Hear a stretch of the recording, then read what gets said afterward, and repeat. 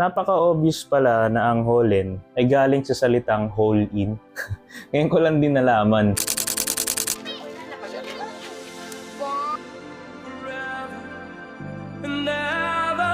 Pero alam mo kung paano laruin. Hindi po.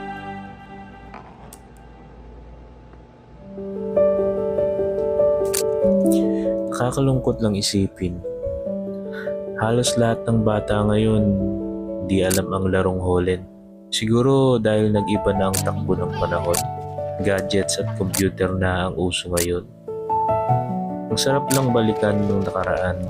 Yung pakiramdam na halos panatalo ka na, iba yung kaba. At yung pakiramdam na panalo ka, parang panalo ka na rin sa loto.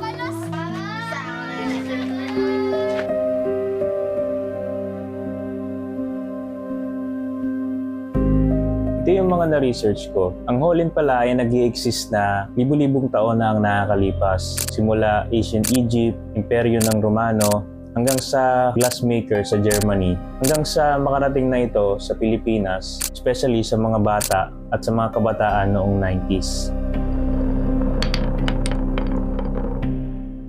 Ito, ang secret history ng Holland. Simulan natin sa Ancient Egypt.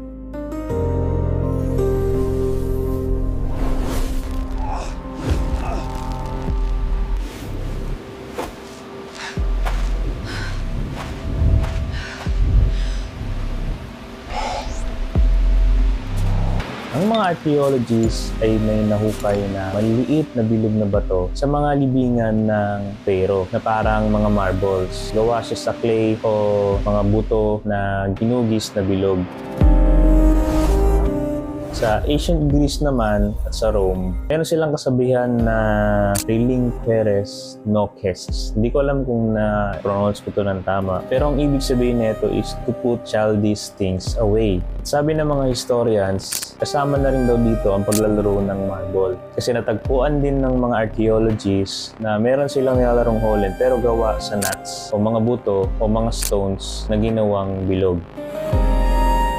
Noong Middle Ages, around 9th century, sumikat ang marble sa buong Europa. Noong time na yon, ang Venice ay sobrang sikat sa paggawa ng mga glass. Kaya sabi ng mga historian, malamang marunong din sila gumawa ng mga spherical shape na glass.